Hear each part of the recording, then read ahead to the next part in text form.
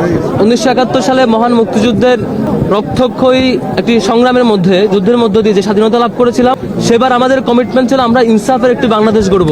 যেখানে মানুষেরা আজাদি পাবে, মানুষেরা তাদের কথাগুলো বলতে পারবে, মানুষের রাজনৈতিক স্বাধীনতা থাকবে, মানুষের সমান অধিকার, মানুষের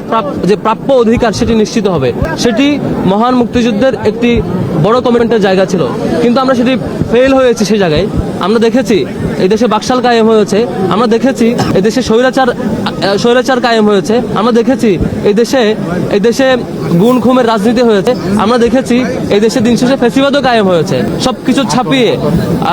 জুলাই গণঅভ্যুত্থান পরবর্তী সময়ে আজকে 2025 সালের মহান বিজয় দিবস উপলক্ষে আজকে আমাদের কমিটমেন্ট নেওয়ার জায়গা, ডাকসু সহ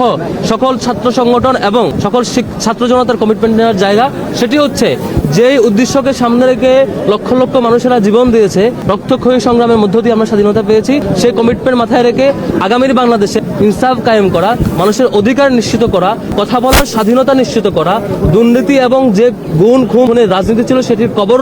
রচনা করা এবং আগামীর বাংলাদেশে সকল ধরনের অন্যায়, নির্যাতন এবং জুলুমের একদম পতন নিশ্চিত করা পর্যন্ত আমাদের যে লড়াই, সেই লড়াই জারি রাখবার কমিটমেন্ট নেওয়ার জায়গা এখানে আমরা নিতে এসেছি। আমরা মূলত আজকে ফুল দেওয়া এবং আনুষ্ঠানিকতা, সেটি শুধুমাত্র একটি আনুষ্ঠানিকতা না, এর মধ্য দিয়ে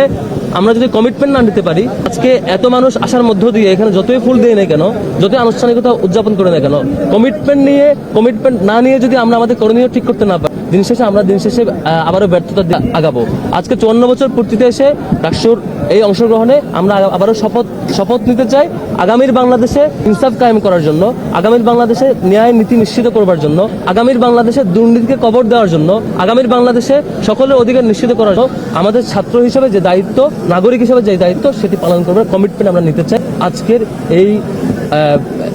এই সুন্দর আয়োজনের মধ্য দিয়ে। আজকে বিজয় দিবসে কথা অনুরোধ করছি আমাদের ডাকসুর সম্মানিত ভিপি আবু সাদিক।